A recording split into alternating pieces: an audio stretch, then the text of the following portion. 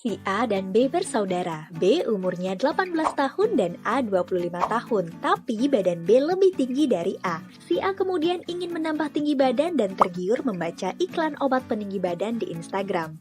Apakah si A masih bisa bertambah tinggi? Ini kata dokter.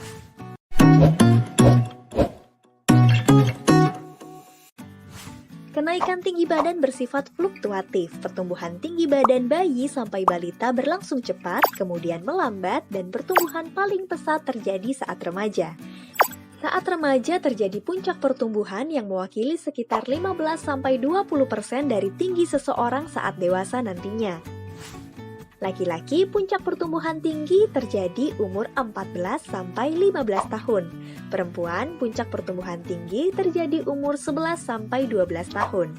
Setelah melewati masa ini pertumbuhan masih terus terjadi tetapi berlangsung lambat hingga pertumbuhan tinggi terhenti kira-kira umur 16-18 tahun pada perempuan dan 18-21 tahun pada laki-laki. Karena lempeng epifisis tulang sudah menutup, jadi tulang tidak bisa bertambah panjang lagi. Otomatis tubuh nggak bisa tambah tinggi lagi.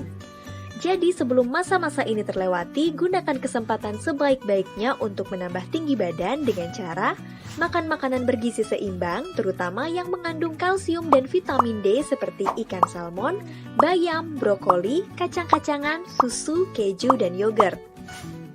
Olahraga rutin di masa pertumbuhan penting untuk membantu meningkatkan tinggi badan, terutama olahraga yang melibatkan gerakan aktif kaki seperti berlari dan melompat.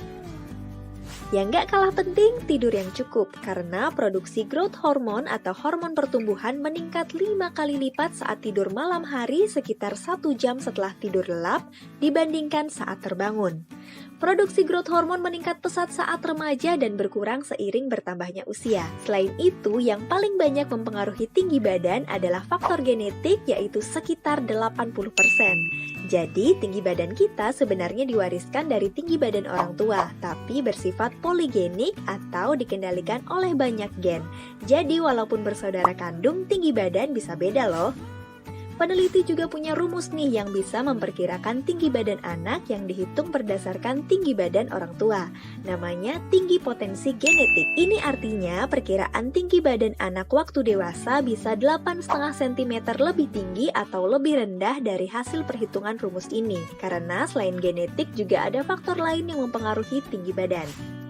Bagaimana dengan suplemen peninggi badan? Apakah efektif dapat meningkatkan tinggi badan? Pertama, pastikan suplemen peninggi badan tersebut terdaftar di Badan POM.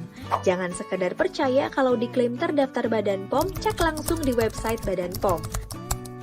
Suplemen kalsium dapat membantu meningkatkan tinggi badan bila dikonsumsi di masa pertumbuhan dan dibarengi dengan olahraga.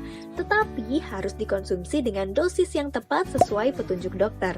Kelebihan konsumsi suplemen kalsium dapat menyebabkan hiperkalsemia hingga gangguan ginjal. Kebanyakan suplemen peninggi badan yang beredar bebas tanpa resep dokter belum teruji klinis dan buktinya hanya ditunjukkan berdasarkan testimoni pengguna. Jadi jangan sembarangan mengkonsumsi suplemen tertentu yang beredar bebas tanpa konsultasi dengan dokter. Hal ini untuk menghindari efek samping di kemudian hari.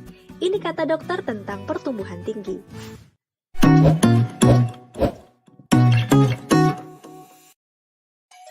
Terima kasih sudah menyaksikan video ini. Jangan lupa like, share, dan subscribe. See you on the next video.